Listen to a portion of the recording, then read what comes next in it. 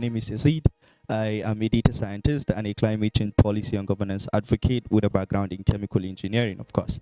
I have over 6 to 7 years working in the international development space, focusing majorly on data and climate change, helping communities build resilience to the impact of climate change, and helping policymakers leverage data to make informed data-driven decisions in terms of programming, in terms of meaningful citizen engagement and service delivery.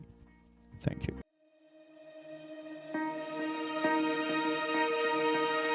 Inspired my passion for environmental sustainability. Sometimes I try a lot to think about when it all started, but I always narrow it down to saying that thinking about the environment, what it meant to us, and how we are currently treating it, and the impact of climate change that we're seeing from across the world, from experiencing maybe flooding firsthand and seeing other people deal a lot with the impact of climate change. That bet a passion within me to care for the environment, and the only way I could do that, or I know better how to do that, is to leverage the skills that I have, which is in data and also in climate policy and governance. So how do I think businesses can contribute? When you're talking about climate change, you talk about greenhouse gas emission, and when you're talking about greenhouse gas emission, the global sectoral contribution to greenhouse gas emissions, you talk about industries, and we have a lot of them, and they contribute nearly 21%, and we have buildings that contribute nearly 6%. You talk about transportation that contributes about 14%. You talk about agriculture and other land use that contribute about 24%, and you talk about heating and electricity production that costs about 25%, and other energy sources that contribute about 10%. That's like the global greenhouse gas emission according to sectors. And across the sectors are businesses, and within Zaria we have businesses that are operating within that sector. How can they contribute? Well, we need to review our processes and also operations. What are we doing that contribute to the global greenhouse gas emission? For instance, if you are in agriculture and you know that the sector as a whole contribute about 24%, and you're dedicated to reduce the emission by that sector, you can begin to think of moving from inorganic fertilizer to organic fertilizer, because they have minimal carbon emission. And you can even think about making your process a carbon neutral process, which simply means from the process of developing the organic fertilizer, you're using renewable energy. And that's how we can contribute. And across businesses, we have a lot of small market enterprise within Zaria, and we have a lot of smallholder farmers. One of the things that we can do is we should start thinking of exploring the new technology. We have this olden way of doing things, and they're becoming outdated. Of course, indigenous knowledge are very important, but we need to start revolving with the revolution that's happening around us, because it's happening and very fast. We can begin to think about smart agriculture, precision farming. You can begin to talk about waste management, trying to see how you can effectively manage your waste as a business, or manage how you contribute to things that leads to climate change. So that's what I would say for now. Thank you.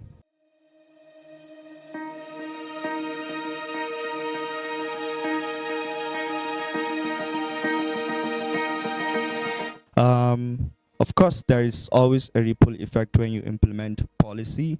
And to just create a context, I would give an example of how powerful government policy can impact people, especially people from grassroots communities or from a developing community like Zaria, where we are today. In Nigeria, we had a policy recently. Maybe we can talk about the fuel subsidy. We can talk about maybe the cash transfer policy that was made and how that affect people. Same thing goes for the environment. So in Nigeria, we have tons of policies. For top of my head, I can think of the NDCs, which is just like a national policy that talk about how Nigeria intends to reduce greenhouse gas emission from across sectors that are major polluters. And I know Nigeria for sure committed to reducing it by 20% unconditional and 45% conditionally with international and global support. We have climate adaptation strategy. When you're talking about climate change, two things comes to mind. You talk about climate change adaptation and you talk about climate change mitigation.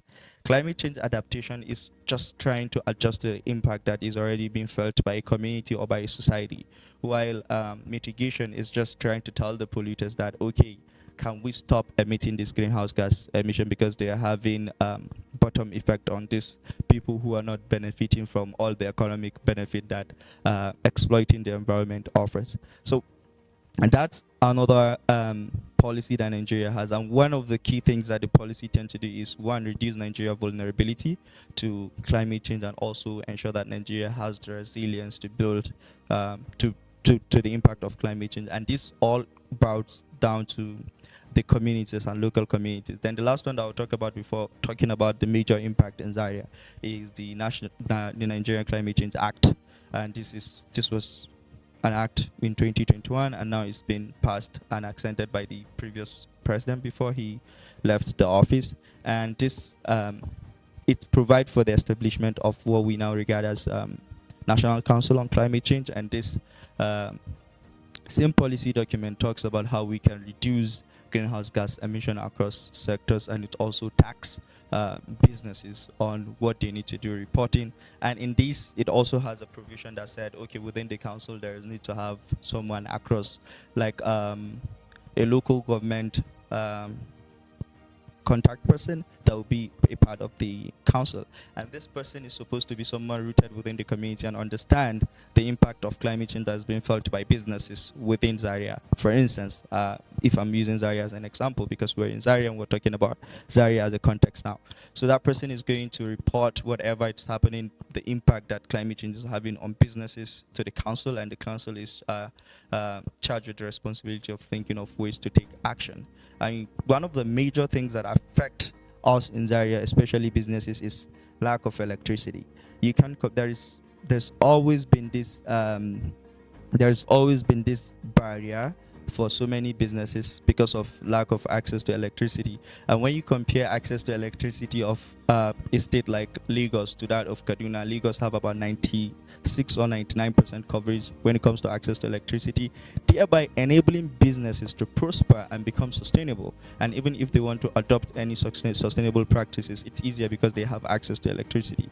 But a local government like Zaria, we're battling with lack of access to electricity. Some places have access to electricity and some do not have. So there is this ETP, Energy Transition Plan, that Nigeria has, and that's like a holistic plan that talks about how Nigeria is going to ensure energy efficiency. And that's how, if that is being able to be achieved, hopefully small enterprises and businesses in Zaria are able to thrive with having access to electricity, and also able to think of how they can include sustainability as part of their process and operation.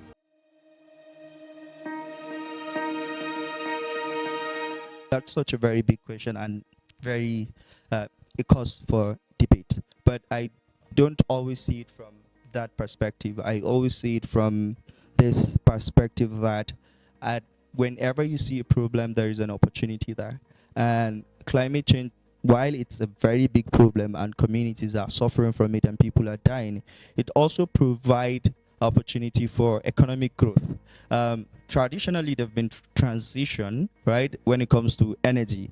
In maybe 80s or 19th centuries, there was no petrol, and today we have petrol. What was there then? It probably was maybe whale oil, and there was a transition because it became insufficient. It wasn't meeting the people's need and the revolution.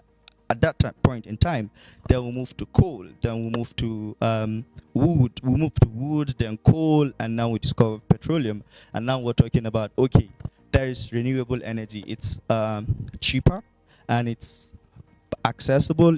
It's available everywhere. You can tap it from wind, you can tap it from water, you can tap it from all different sorts of natural resources that you have, and this has less impact on the environment. So if government focus more on that, then we're able to ensure a rapid economic growth while still ensuring environmental sustainability.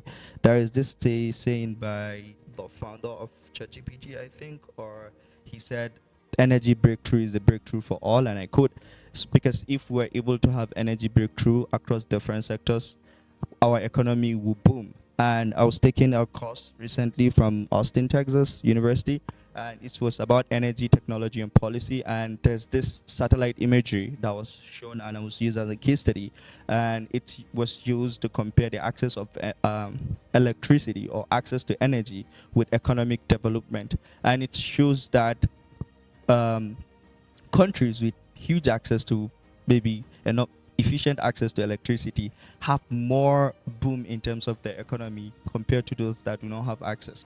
And by migrating to that sustainable way of thinking or policy or implementing things, we're able to boost our economy. That's on the high level.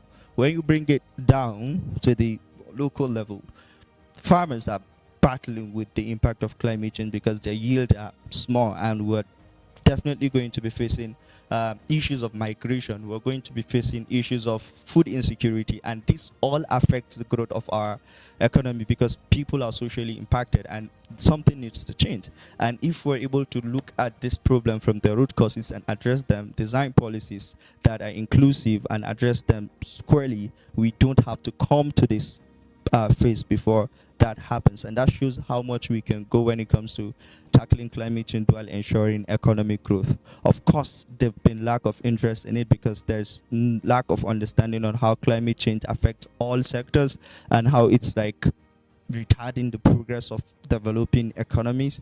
And there is need to like start thinking and incorporating climate change consideration across businesses, across policy, across our budgets within the local level, state level, and the national level.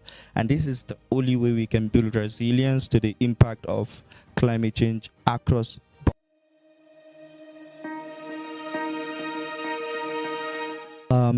I don't have a specific data top of my head because I like to be factual when I'm speaking, but I'll just give some certain instances. I don't think we have a workable taxing or incentive mechanism around climate change in Nigeria, but we've seen countries like Finland, Netherlands that are creating tax incentive, taxing people that are emitting so much. And I'll explain the concept for you. But before I do that, climate change is a money problem. And COP29 is coming in Azerbaijan, and in the next 2 weeks, we all will be in Baku, Azerbaijan, with over 800,000 people or more gathering discussing about one thing: climate change. And what is it going to be? There's this new concept called NCQG, new collective quantifiable goal on climate finance, and people are going to be talking about it. And what are they talking about? Trying to see how money can come into developing countries to help them adapt to the impact of climate change. And I was in a negotiation room recently in Germany, and I was one of Nigerian delegation, and we have people from different delegation, US and a lot of other countries. And there's this debate around climate finance. Developed countries are saying that developing countries should finance their climate adaptation through maybe 3 key areas: internally generated revenue, and you talk about private sectors, and maybe some portion of international aid. And developing countries have the strong argument that they're countries that spend more than 90% of their internally generated revenue paying debt. And you're thinking that they should still use that money to finance climate change, and that money is not existing. And the only way they can do this, you're talking about private sector again. Private sector, they are people that depend on profit, right? Because they think whenever they're making investment, they think of the return in investment. And climate adaptation or mitigation is an investment that is a long-term investment. You can't put $1 million or $1 billion today and expect to see change happening tomorrow. It takes long time, and they don't have that patience. So climate change, that's just to refute my statement that climate change is a finance problem. And we can leverage some incentive. Incentive one, why I think incentive work is it makes people change fastly, right? And because the major causes of climate change somehow is a behavioral change, and the only way you can make people change or adapt is when you incentivize things. I'll tell you about a vending machine by one of a friend in Rita Ecobata. They recently launched it in Abuja, and that reverse vending machine, what it does is you come from your house with a lot of plastic, and you put the plastic in the reverse vending machine, and the machine sort it, and also after sorting it, it's calculate the word and give you reward in terms of coupon or in terms of money. And if that kind of incentive is happening, people are able to manage their waste effectively. And another thing that I'll talk about is we have, I can't remember the country specifically, that was talking about people that rear cows, and there is, because there is emission from the feces and all the things. So for every single cow that you own, you're paying $100 for a tax. And that's how some countries are able to generate money to finance their climate change. So I think we don't have a workable tax and incentive system, or mechanism rather, in Nigeria currently that ensures that people are doing that. And when you talk about carbon pricing, that's like a very complicated field where you have to talk about carbon market, carbon credits, and how it works. A lot of researchers, some do not believe in that whole concept because people still emit, and it's just saying that they have to pay for the emission and giving them. And this also creates this inequality that countries that have the finance to pay for more emission are able to pay, while countries that are already not even emitting anything are not emitting anything, and they don't have the finance to pay. So there is a need to balance this and the thought around the climate carbon financing, and I think it needs a lot of research to be able to prove how workable that system is and how the finances can channel or come down to developing countries like Nigeria and many other developing economies.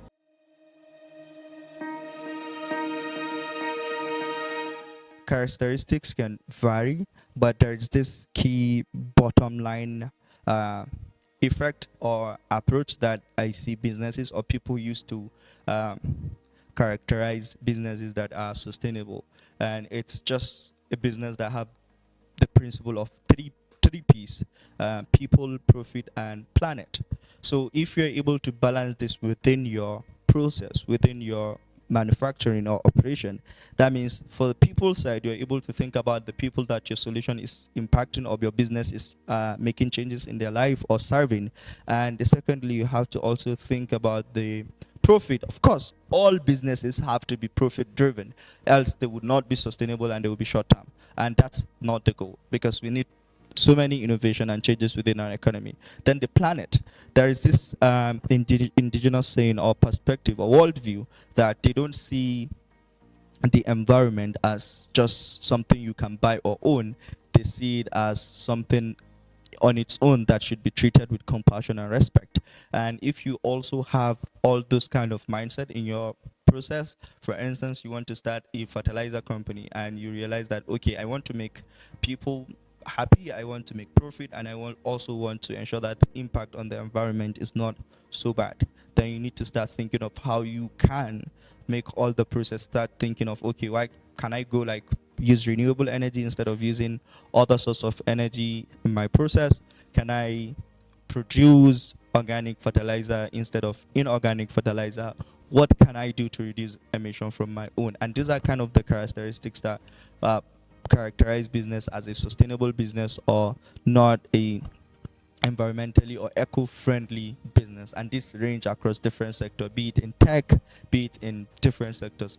Tech also, just to talk a little bit about it, yes, there is this buzz currently around AI and so many things and how they could potentially help address climate change and so many things, but they also come with a lot of energy demands, and this energy so far been from unsustainable sources. So how can we also ensure that all the sources for our heating or cooling or whatever we do is sustainable? And those are some of the characteristics that make a business eco-friendly or sustainable. Of course, there's so many other ones, but top of my head, this is what I can think of.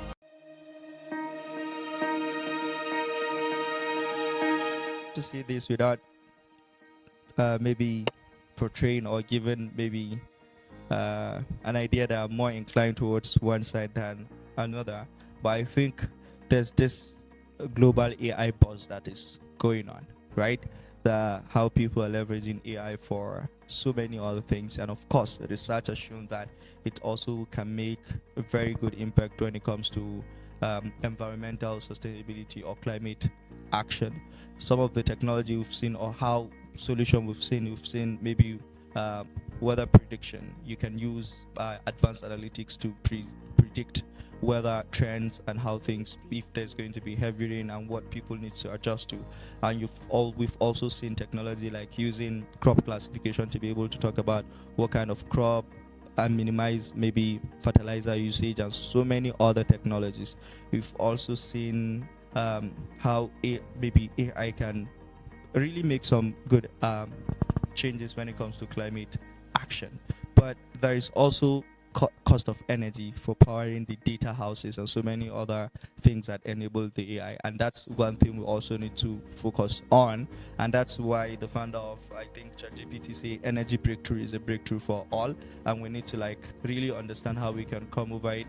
That's when we're able to fully leverage technology for this. So in terms of agriculture as well, we can see, for instance, for countries that are currently adapting to the impact of climate change and with adverse impact on maybe their agricultural sector, then we can see some trends like precision farming. Smart agriculture as a whole is a very big thing that's booming now. Instead of complaining that there is no water, then your crop yield is low, there is a way you could actually manage water, manage fertilizer, and ensure that it's enough for you to farm during that period in time. So these are some of the trends that have been very effective. And there is a way you can also evaluate your process as a company. I feel like the current technology, the current development and knowledge has given us more leeway to think about how we can maybe make our process more efficient while still keeping the environment as a priority. And maybe a holistic look at what you have as a company can give you perspective into what you can do in that. But of course, technology is one booming sector we need to like consider. And in technology, there are many other technology, machine learning, artificial intelligence, deep learning, and so many other things that we can like consider and see how we can accelerate climate action across board.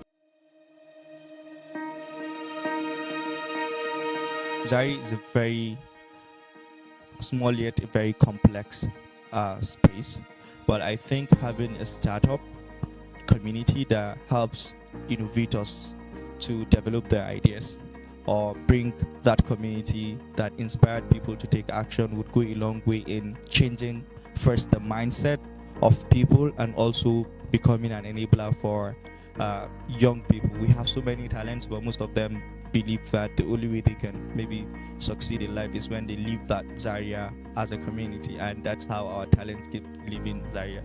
Having a startup community would really ensure that we're able to keep our talents within our community and we're able to empower them with the necessary skills they need to achieve their full potential, provide them with the resources they need to excel in life, and also ensure that they're not only maybe making profit or making them for themselves, but in the long term also contributing to the development of Zaria itself as a community.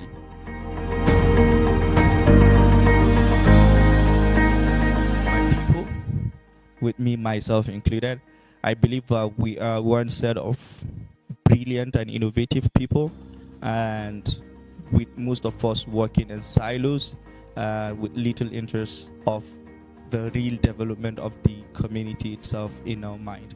I think we need to rethink how we approach problem solving or how we treat our community as Zaria itself.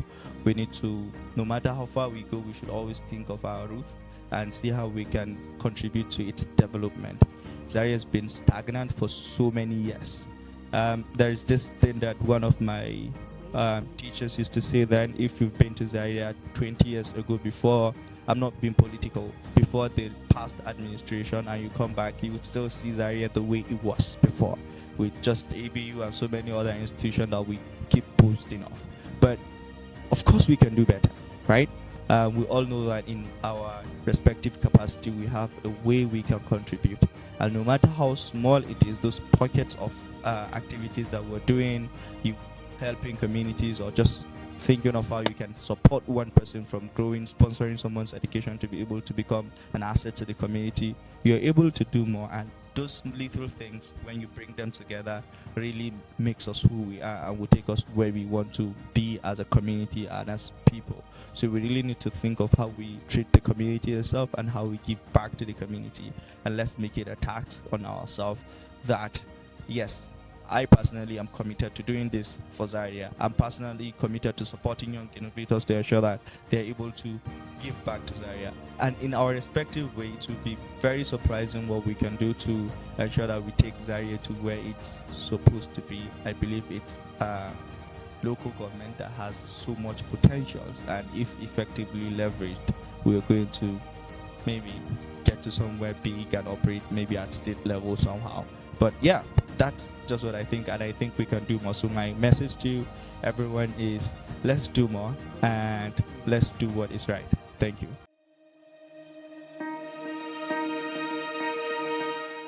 So for Zaria specifically, top of my head, it would be very difficult to think of a particular business, but one that comes to mind is Media Hooch. And I'm not saying this because I'm presently here in the spaces and speaking there.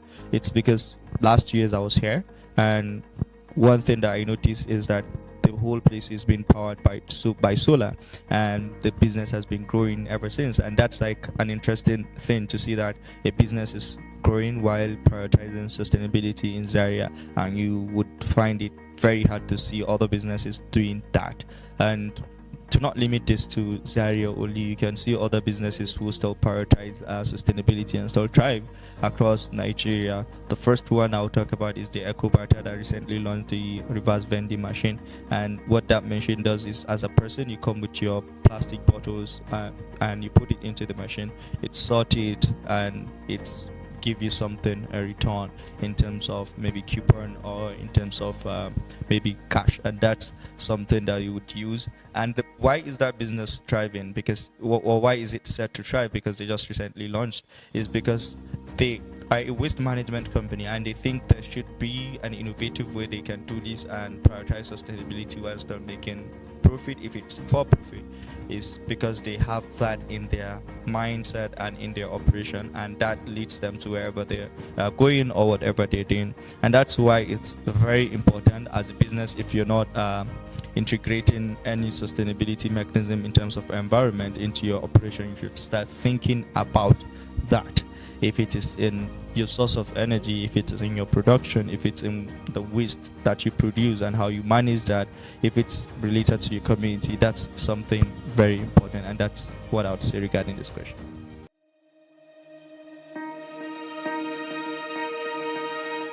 One, supply is a very big challenge. For instance, if a business chooses to go maybe carbon neutral, you need to start thinking of where do you get your material. We don't produce solar in Nigeria. We import all the materials that's been produced, even though there are resources or minerals that could be used to make that production within Nigeria, but we don't make the production here. So you have to import it all the way from maybe China or any country that develop those kind of technologies. And that makes it very difficult for people that want to transition from carbon intensive to low carbon, maybe business or economy, because that production or the cost of getting those materials would have effect on how much that solution or eco-friendly material cost, which is a very, very big challenge. I will tell you something that recently we've been training communities on how to produce briquette and stop using firewood, and because we want them to be using briquette and not using firewood, which is like the same thing, but it's a little bit costly. The research has shown that it's a bit cheaper, but not exactly cheaper. So affordability, accessibility is a very big challenge, and one of the key challenges that companies or businesses face when it comes to including eco-friendly processes into their operation, because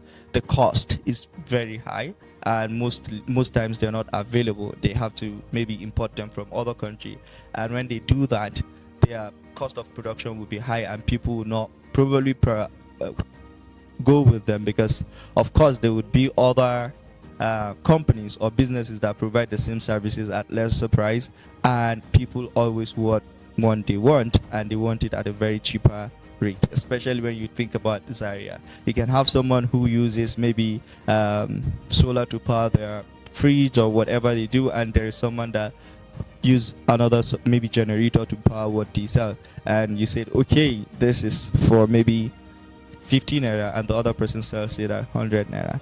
People are wired to just go for the one that is cheaper and not thinking of anything else, and that's why I said our orientation about the environment needs to change.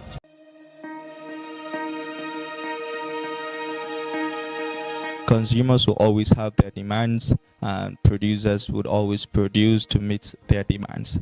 But on few occasions that those demands are environmentally friendly, but there is a way that the people can ask for something more sustainable. I mean, a community can just decide to go maybe carbon neutral, to say, okay, we need our community to be solar powered, or I can only maybe do business with company that is like including sustainability within their business, supply chain and all, and that would force the producers to start thinking around ensuring that their processes are sustainable. That does not happen often, and that's why there is need for behavioral change from consumer side to begin to think of what sustainability is and what they can do from their own side to ensure that their producers are prioritizing environmental sustainability.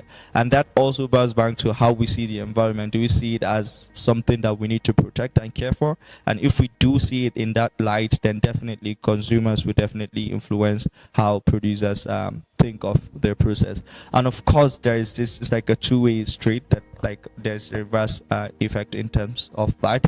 While consumers can influence producers through their demand, same thing, producers can influence consumers through what they're producing and through including sustainability in their processes. If a company say, okay, we are choosing to go maybe carbon neutral, we are choosing to include sustainability in our process, and this is what it offers our consumers, then that might influence what the consumer prioritize. Another example is this reverse vending machine. Probably people were not thinking around that, but they brought it, and they're influencing people now to think about sustainability. So everybody will be rushing to save a lot of bottles from the water, from the maybe any soda they take, so that they can take it there and get value from it. And that has happened across developed countries, where you take Coca-Cola and you don't throw the bottle, because you can just take that Coca-Cola to a nearer reverse vending machine and you get value for that. And that's how producers are able to influence consumers' perspective, and same thing happens in reverse. There's this concept in environment called ESG, is termed as environmental social governance, and big companies, small companies are using it as a metrics to measure how, first, their impact or their transition from unsustainable and uneco-friendly maybe process to an eco-friendly process has made impact over the years. And that's why the term is like ESG, E for the environment, evaluating the impact that your business has made over time because it changed its way of production or processes.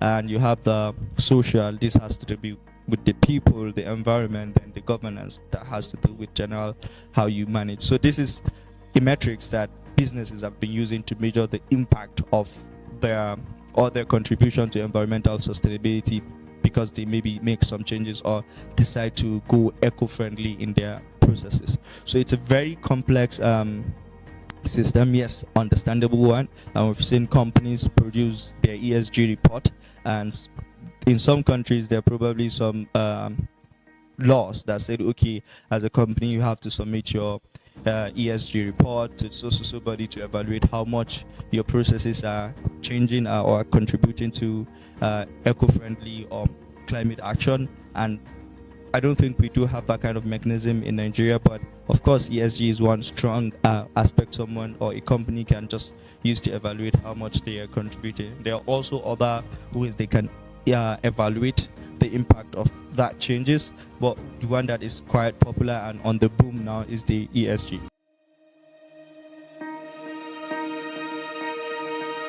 My people, with me, myself included, I believe that we are one set of brilliant and innovative people, and with most of us working in silos, with little interest of the real development of the community itself in our mind.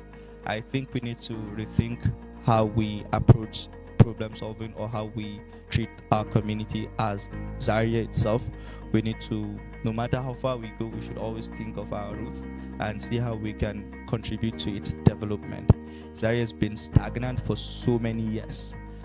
There's this thing that one of my teachers used to say, then if you've been to Zaria 20 years ago, before, I'm not being political, before the past administration, and you come back, you would still see Zaria the way it was before, with just ABU and so many other institutions that we keep boasting of. But of course we can do better, right?